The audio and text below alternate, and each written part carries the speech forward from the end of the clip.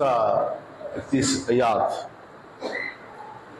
ایک دن یسوع نے فریسیوں سے کہا کہ ایک دولت مند آدمی تھا جو ارغوانی اور مہین کپڑے پہنتا اور ہر روز عیش و عشرت کرتا تھا، اور لازر نامی ناسوروں سے بھرا ہوا ایک بکاری اس کے دروازے پر پڑا ہوا تھا، اور اسے آرزو تھی کہ وہ ان ٹکڑوں سے پیٹ بھرے جو اس دولت مند کے میز پر سے گرتے ہیں، بلکہ کتے بھی اس کے آ کر لسور چاٹتے تھے۔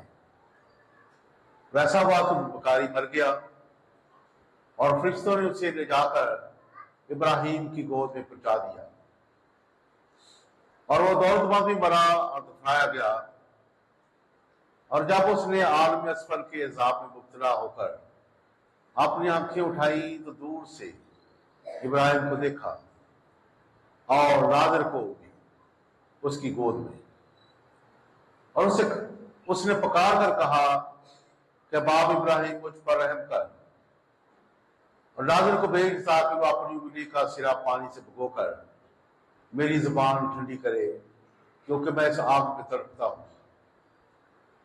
اور ابراہیم نے کہا بیٹا یاد کر کہ تو اپنی زندگی میں اچھی چیزیں حاصل کر چکا، اور اسی طرح لازر بری چیزیں، بس اب وہ تسلی پاتا ہے پر تو تڑپتا ہے۔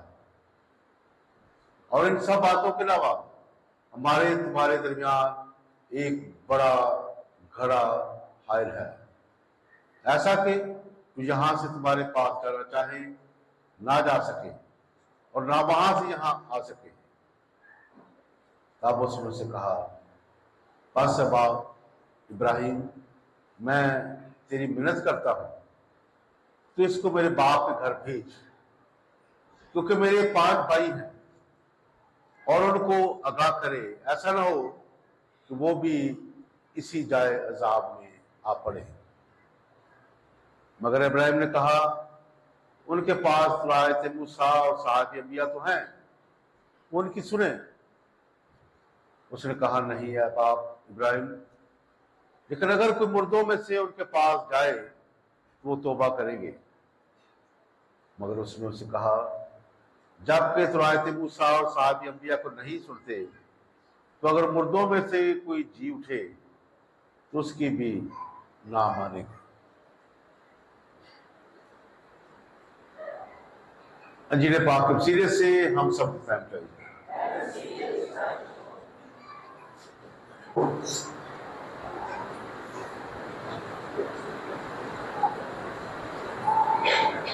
آج کی تلاوتیں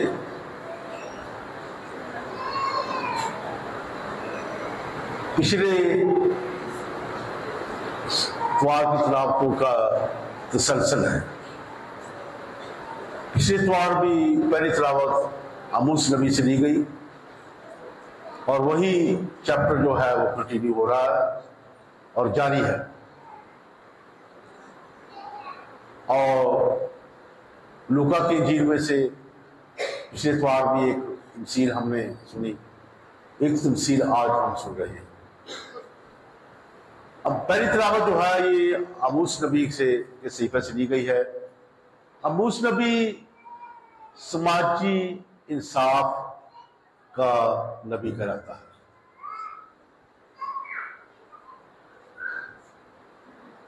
اگر ہم بائبل کا مطالعہ کریں تو نبی اس وقت برپا ہوتا ہے، یا نبی اس وقت آتا ہے خدا کی طرف سے جب سماج میں، جب لوگوں میں برائیاں اتم درجے پر پہنچ جائیں، بہت بڑھ جائیں۔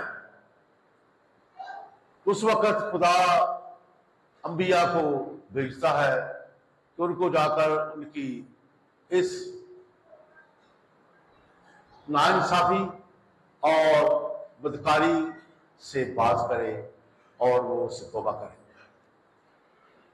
کیونکہ جب عاموس نبی کو بھیجا گیا تو اس وقت معاشرہ یا اس وقت کے لوگ 2 طبقاتی حصوں میں تقسیم ہو چکے تھے۔ ایک طبقہ بہت امیر تھا، ایک طبقہ بہت غریب تھا۔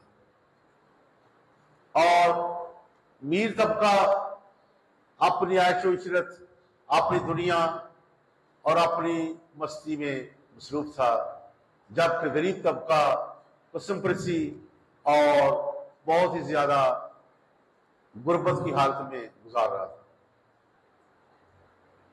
یاد رکھیں کہ نبی جو ہوتے ہیں وہ بہت دلیر ہوتے ہیں، آتے تھوڑے وقت کے لیے ہے لیکن بہت دلیری کے ساتھ وہ خدا کا پیغام سناتے ہیں، اور اکثر انبیاء کرام قتل کر دیے جاتے ہیں اس وجہ سے کہ وہ نہ بادشاہ کو سپیئر کرتے ہیں، نہ کسی بڑے آدمی کو جو سچ ہے انہوں نے انہیں بولنا ہے، جو حق ہے انہوں نے بولنا ہے، اور اس وجہ سے ان کو جو شرفا ہے، جو امیر لوگ ہیں یا جو بدکار لوگ ہیں وہ انہیں پسند نہیں کرتے اور ان کو جلد ہی قتل کر دیا جاتا ہے۔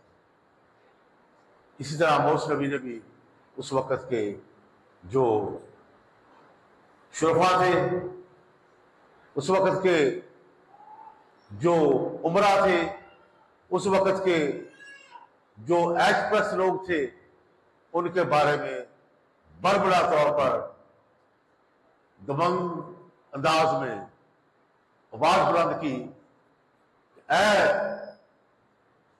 امیر لوگوں، عیش پرست لوگوں، تم پر افسوس، لیکن ایک دن تم پر عذاب آئے گا، اور ہوا بھی ایسے۔ اسی سیم ٹاپک کو آج کی انجیل مقدس میں ہماری توجہ مبذول کرواتی ہے۔ گزشتہ 2-3 اتواروں سے ہم ایک ہی موضوع کی طرف سوچ و بچار کر رہے ہیں، اور وہ ہے خدا کی نعمتیں، برکتیں اور ان کا استعمال۔ پچھلے اتوار کی کسی کو یاد ہے کون سی تمثیل تھی؟ کون سی تمثیل تھی؟ ہاں جی، تین سویرے 10 ایسا تھا۔ بد دیانت مختار جو مالک کے پیسوں کو گڑبڑ کرتا تھا، اڑاتا تھا، اور اینڈ میں تھا تم خدا اور دولت دونوں کی غلامی نہیں کر سکتے۔ اس اتوار بھی دولت ہی کی بات ہو رہی ہے۔ 2-3 اتوار سے مسلسل ایسی دولت کے بارے میں، عیش و عشرت کے بارے میں، اس کے استعمال کے بارے میں باتیں ہو رہی ہیں۔ جب 2-3 دفعہ یا کئی دفعہ کسی بات پر سٹریس دیا جائے یا بات کی جائے تو اس کا مطلب یہ ہوتا ہے کہ یہ بات کوئی عام بات نہیں ہے، اس کا بڑا کوئی گہرا مطلب ہے، اور خدا کا کلام ہمیں اس کے بارے میں گہری معلومات دینا چاہتا ہے، یا پیغام کو زیادہ طریقے سے آپ میں کے ذہنوں میں پہنچانا چاہتا ہے، ذہن نشین کرنا چاہتا ہے۔ تو آج کی جو تمثیل ہے، وہ تمثیلیں جو ہیں یہ کہانیاں ہوتی ہیں جو لوگ خود اس سے کو سمجھ کر اپنا اخلاقی اور روحانی سبق اخذ کرتے ہیں۔ کیونکہ ہم دیکھتے ہیں یسوع مسیح نے بہت سا کلام تمثیلوں میں کیا، جب کوئی سوال پوچھتا تھا تو یسوع مسیح ڈائریکٹ جواب نہیں دیتے تھے، بلکہ تمثیل بتا دیتے تھے، کہانی بتا دیتے تھے، تاکہ خود ہی یہ لوگ جانیں، ذہن استعمال کریں اور اچھے طریقے سے جانیں کہ اس کا مطلب کیا۔ مثال کے طور پہ جب کسی نے پوچھا کہ میرا پڑوسی کون ہے، تو یسوع مسیح نے ڈائریکٹ جواب نہیں دیا۔ یسوع مسیح یہ بھی کہہ سکتے تھے تیرا پڑوسی وہ ہے جو تم پر رحم کرے، لیکن یسوع مسیح نے ایک کس کی تمثیل سنائی؟ نیک سامری کی، اور پھر اس سے خود اس شخص نے اخذ کیا اس کا جو مورل یا اخلاقی یا روحانی سبق تھا کہ میرا پڑوسی یا تیرا پڑوسی وہ ہے جو تم پر رحم کرے۔ اسی طرح اور بھی بہت تمثیلیں ہیں۔ لوکا کی انجیل تمثیلوں سے بڑی، سب سے زیادہ تمثیلیں لوکا کی انجیل میں ہیں۔ 24 تمثیلیں ہیں لوکا کی انجیل میں سے. میر آدمی اور لازر کی تمثیلات ہیں. جتنی بھی تمثیلیں ہیں ان میں اگر غور کریں تو کسی کا نام نہیں لیا گیا. وہ جنرل بات ہوتی تھی، ایک بیج بونے والا نکلا، ایک کوئی نام نہیں. یا ایک آدمی تھا، اس کے 2 بیٹے تھے، ایک جائیداد کو تقسیم کر کے چلا گیا. یعنی کہ نام نہیں دیا گیا، ویسے بتایا گیا کہ ایک آدمی تھا، وہ ایسے تھے ویسے. یہاں پہ 2 نام لیے گئے، لازر کا اور ابراہیم. میر آدمی کا نام بھی نہیں لیا گیا. اس کا مطلب ہے یہ تمثیل جو ہے دوسری تمثیلوں سے ہٹ کر بڑا گہرا مطلب. اب ان دونوں کرداروں پر غور کریں. ایک بہت غریب ہے، ایک بہت امیر ہے. ایک شخص کے تن پر مہین، مہنگے اور بہت ہی زیادہ قیمتی لباس ذمہ تن ہے، ایک شخص پہنا ہوا ہے، اور ایک شخص ہے جس کے جسم پر پھوڑے ہیں، نسور ہیں. ایک شخص محلوں میں رہتا ہے، محل میں. ایک شخص باہر دروازے پر رہتا ہے. ایک شخص کھانے کھاتا ہے، بڑے عیش و آرام والے کھانے، مزیدار کھانے. اور ایک ہے جو روٹی کے ٹکڑے کے لیے ترس رہا ہے. فرق دیکھیں ان کا. اور یسوع مسیح نے تفسیر کو اس طریقے سے فیبریکیٹ کیا، بنایا ہے کہ وہ دروازے پر تھا اس کے، تاکہ آتے جاتے اسے دیکھیں. اب غور کریں، میں آپ کے سامنے ایک دو سوال رکھنا چاہتا ہوں. میر آدمی جب مرتا ہے تو وہ دوزخ میں جاتا ہے، لازر مرتا ہے تو ابراہیم کی گود میں جاتا ہے. ابراہیم کی گود کا مطلب یہ ہے کہ وہ آرام کی جگہ پہ جاتا ہے، سکون کی جگہ پہ جاتا ہے. کیونکہ یہ لفظی طور پر مطلب نہیں کہ ابراہیم کی گود میں جانا. کتنے لوگ مر گئے ان تک، وہ سارے ابراہیم کی گود چنگے لوگ. ابراہیم کی گود ایڈی بڑی تھے، اتنے لوگ بہ گئے. مطلب یہ ہے کہ رام کی جگہ پہ چلا گیا. اب وہ دوست میں چلا گیا. سوال میرا پہلا کہ غریب آدمی نے کون سا نیک کام کیا تھا کہ وہ جنت میں چلا گیا، اور امیر آدمی نے کون سا گناہ کیا تھا کہ وہ دوزخ میں چلا گیا؟ نہ امیر آدمی نے ڈکیتی کی ہے، نہ چوری کی ہے، نہ کسی پر ظلم کیا ہے. کیا امیر ہونا ہی اس کی سزا ہے؟ ہاں جی، کس لیے امیر آدمی دوزخ میں گیا ہے؟ گیس لگاؤ کہ تھوڑا بہت بتاؤ. ہاں جی، اونچی. عیش و رام. شاباش. ہاں بھائی، تھینک یو. اور کیا عیش و رام کرنا ماڑی گل ہے؟ تھانوں خدا پیسے دیتے تھی سکون نہ چنگے بیڈ خریدو، چنگے اے سی اسی لا کے سکون. یہ پھر مطلب پھر دوسرے سے چھوڑ کے سارے جڑے پھر جنہیں اے سی لائے نے، جنہیں بڑے بڑے پلنگ خریدے کیوں؟ کی غریب نے ظلم کیتا ہے؟ کوئی اس نے گناہ نہیں کیا. چلو اس کو میں تھوڑا سا اور واضح کر دیتا ہوں. آپ ان دونوں کرداروں پر غور تو کریں. 2 لفظ ہیں، ایک لفظ ہے گناہ اور ایک لفظ ہے خطا. گناہ جو ہے وہ ہے کسی چیز کو منع کیا گیا ہے اور آپ وہ کرتے ہیں.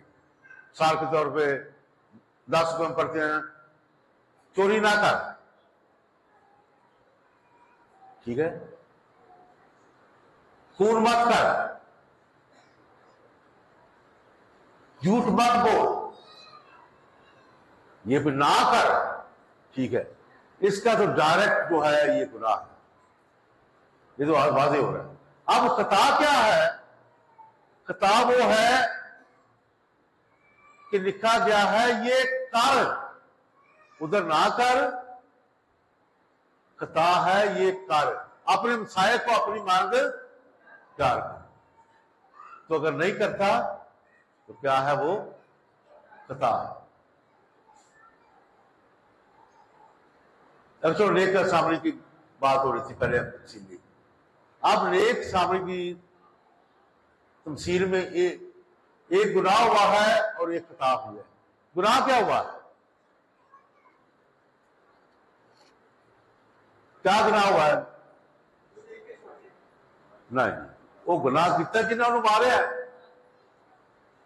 تشدد کیا، ظلم کیا، گناہ انہوں نے کیا۔ اب خطا کس نے کی ہے؟ اب بتاؤ جو بات کر رہے آپ، جو قائم اور راوی جو اس کی مدد کر سکتے تھے نہیں کی۔ ڈفرنس پتا چلا؟ فرق کیا؟ یعنی کہ جو کام آپ کر سکتے ہیں، وسائل بھی ہیں، وقت بھی ہے، ذریعہ بھی ہے، آپ اس کو نہیں کرتے، غفلت کر جاتے ہیں، اور وہ خطا ہے۔ آپ دیکھیں خطا کی سزا کیا ہے۔ جب ہم سب پاکمہ شروع کرتے ہیں، سب سے پہلے سے گناہوں کا اقرار کرتے ہیں، ٹھیک ہے؟ کتنے گناہوں کا اقرار کرتے ہیں؟ کبھی غور کیتا ہے؟ پڑھ ہی جانے ہیں۔ ہاں شاباش، ہاں شاباش، گن لو، وہ کوئی گل نہیں۔ میں قابل مسئلے خدا اور آپ سب سے اپنے اقرار کرتا ہوں کہ میں نے اپنے ایک دیکھو خیالوں، باتوں، کاموں اور غفلت،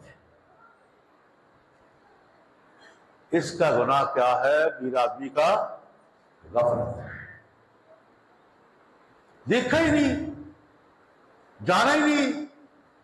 دیکھیے یسوع مسیح نے تفسیر بھی اس طرح بنائی ہے کہ دروازے کے پاس کھڑا، یہ نہ کہے کل اتنے جا کے جو میں تو دیکھے نہیں سی، وہ کتنے لکیا سی، میں کیویں مدد کرتا، دروازے کے پاس ہے۔ مقدس اگسٹین لکھتے ہیں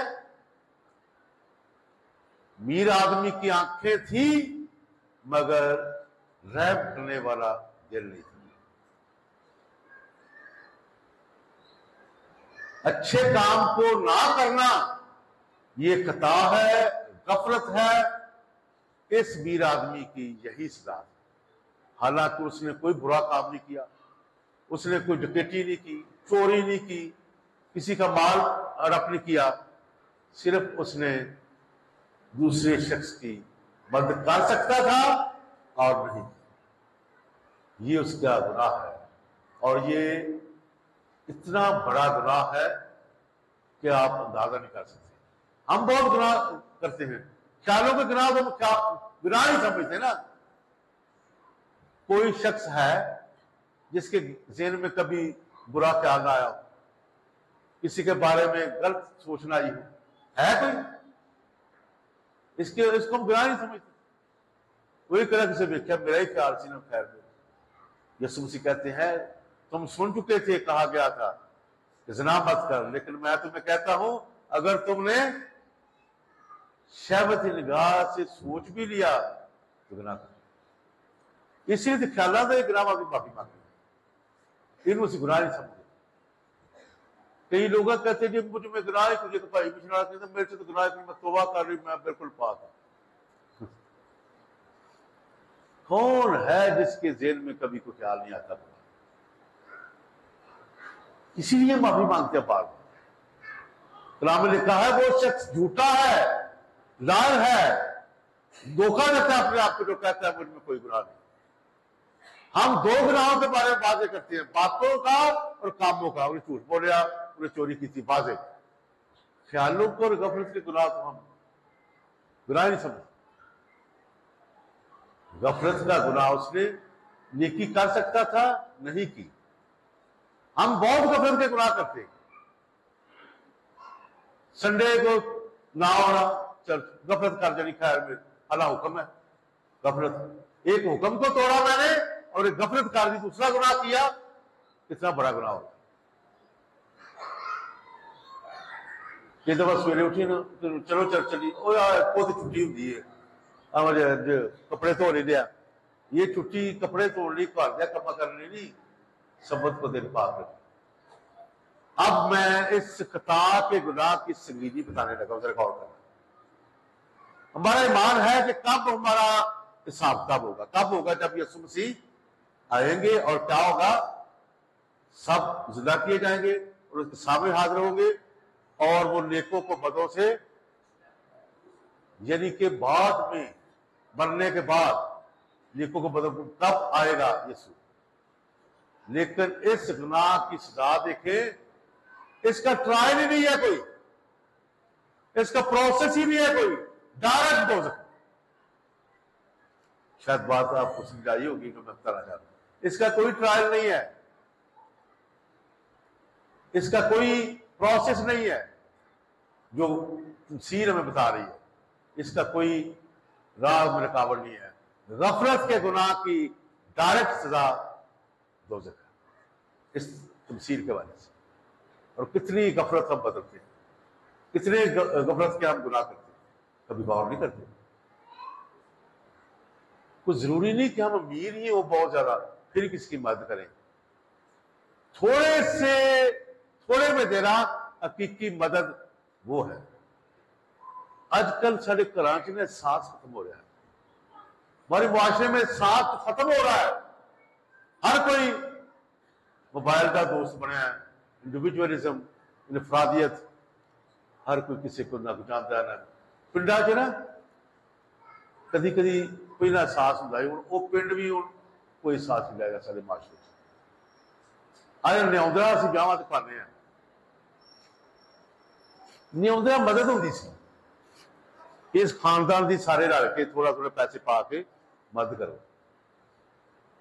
وہ ناقابل واپسی ہوتا سی، پھر واپس نہیں کرنا۔ تو ہوں نیوندرا کی بنیا ہے؟ ہوں تو بینک اکاؤنٹ بنیا ہے نیوندرا، ہاں میں 5000 پاواں گا، اگلی باری کم سے کم 10,000 تو پائے گا۔ تو اتوں تک لوگ نے جی نیوندرا نہیں بھی کوئی دیتا تو پوچھ نہیں دے، وہ تو میرا نیوندرا نہیں واپس کیتا۔ احساس مدد، یہ اس میں مدد تھی۔ میں کلاس 7 میں تھا تو مجھے شادی پہ جانے کا موقع ملا، مجھے کہنے لگے کہ مسجد سی اتنے چوک چ بہ جا، سویرے 6 بجے گرمیاں سن، انہوں برتن بڑے بڑے رکھ دیے، جہاں بندہ بھی ڈیریوں دودھ لے کے آئے وہ چپا دے، وہ پڑ گیا، وہ 2 بڑے بڑے مٹکے جیسے چھتی بھر گئے۔ میں پوچھا ہی کہ کہتے ہیں لوگ جو پیسے نہیں دے سکتے، پیسے سے مدد نہیں کر سکتے، وہ اس طرح مدد کرتے۔ ایک پنڈ چ بیاہ، پورے پنڈ کا بیاہ ہوتا سی ایک گھر کے، میں جس طرح دیکھا ہوں سے نہیں ہوتا، شاید مشکل ہی کہ 10 دن پہلا 8 دن پہلا پنڈ چوں کسی نے اپنی بیٹی نو، جوان بیٹی نو انہوں نے گھر کر دینا کام کرنے لئی، بیاہ انہوں کا آیا، انہوں نے رشتے دار نہیں واقف کار ہی انہوں نے راج مدد کر، ہوں گھر میں کوئی احساس ہی نہیں۔ یہ تو بہت ہی اور مثالیں بھی ہو سکتی ہیں، میں صرف بتا رہا ہوں، احساس نہیں ہے۔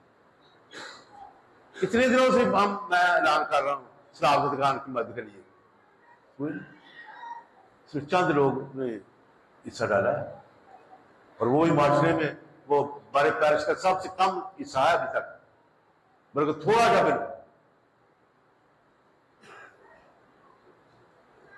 احساس نہیں۔ اور یہی گناہ تھا۔ خدا دولت دیتا ہے، خدا برکت ہے، یہ خدا کی طرف سے برکت ہے، کیونکہ پرانے زمانے میں وہ بنی اسرائیل کے لوگ یہودی سمجھتے تھے خدا کی طرف سے یہ برکت ہے، اور جو غریب ہے بیمار ہے اس پر خدا کی لعنت ہے۔ اور کیا کرتے تھے؟ دہ یقی دے دیو، بعد پیسے تھوڑے نے جو مرضی ہے، وہ تو ود نہیں کرنا کام، دہ یقی دیتی، یہ مطلب ہے ویسے اپنا فرض پورا کر لیا تو باقی پیسے سارے نہیں۔ یسوع مسیح ان کی سوچ کو بدلنا چاہتے ہیں۔ शेर है जो खुदा बहुत ज्यादा देकर भी आजमाता है, खुदा बहुत कम देकर भी आजमाता है। लेकिन याद है कि थोड़े में भी उसका हिस्सा है, ज्यादा में भी उसका हिस्सा है। मैं कंक्लूड करूंगा एक छोटी सी कहानी के साथ। कहानी इस तरह है कि एक शख्स दोज़ख में चला गया और वहां उसने देखा कि बड़े अच्छे खाने पके हुए और जो लोग खाना खाने लगे हैं उनके पास एक बहुत बड़ा, हर एक के पास एक चम्मच है, बहुत बड़ा कड़छी वांगू एडा चम्मच, लेकिन वो खाते नहीं पे, बड़े अफसुर्दा, बड़े भुखे ने, भूख लगी, खा नहीं रहे। सोची पे आ गया बंदा। वो जब कहता है अच्छा ठीक है, जन्नत में चला गया, जन्नत में उसी तरह के खाने बने हुए हैं और उसके हाथ में बड़े बड़े चमचे हैं, लेकिन बड़े खुशहाल, बड़े चैन गोयाना, बड़े अच्छे तरीके ना खुश नहीं। उसने पूछा किसी फरिश्ते से, यार यह कि उधर भी वही खाने हैं, वो बड़े परेशान हैं, इधर भी यही कितने खाने हैं, ये खुशहाल है। उसने कहा फर्क सिर्फ इतना है कि दोज़ख वाले लोग जो हैं वो चम्मच भरकर अपने मुंह में डालने की कोशिश करते हैं और वो चम्मच बड़ा है, मुंह में नहीं जाता, और जन्नत वाले लोग जो है एक दूसरे के मुंह में डाल रहे हैं, इसलिए खुशहाल है। लेकिन चमचे उधर पाता, दूसरे छुपाता। ये है शिरक, एक दूसरे के लिए एहसास करना, प्यार करना। और ये कहानी का आखिरी सबक ये है कि इस दुनिया में रहकर ही हम आने वाली जिंदगी को हासिल कर सकते। आने वाली जिंदगी का नक्शा पेश किया गया है कि जिस तरह की जिंदगी तुम यहां बसर करते हो, खुद ही आप अपने दोज़ख जाने का और जन्नत में जाने का हिसाब इधर ही कर लेते। वो तो खुदा ने बाद में करना है ना, लेकिन अमाल पे होना है, जिस तरह के अमाल हमारे, जिस तरह के हमारे काम है। इसलिए मेरे अज़ीज़ों, गफलत के गुनाहों से बचो, बहुत संगीन गुनाह है। नेक काम की तरफ बढ़े, खुदा से बरकत चाहें ताकि वो हमें बरकत दे, ताकि हम खुदा की बरकत का फज़ाइल को, थोड़ी है बहुत है, इस तरीके से इस्तेमाल करें कि खुदा की मर्जी के मुताबिक हमारी जिंदगी बसर हो और उसके खालस पैरोकार बन सके। इसी खुदा की वसीले से